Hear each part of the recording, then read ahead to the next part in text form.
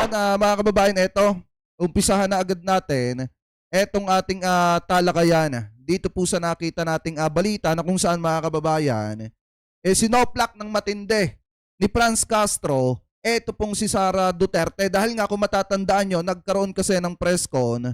Etong si Sara, press con or interview, mga kababayan, etong si Sara habang ginaganap yung hearing at yung hearing patungkol po doon sa paggamit na ng kanyang opisina ng pera ng mamamayang Pilipino. So ngayon, mga kababayan, eto basahin natin, ito nakita nating balita galing po sa News 5. Sabi po kasi dito, wag siyang ipokrita.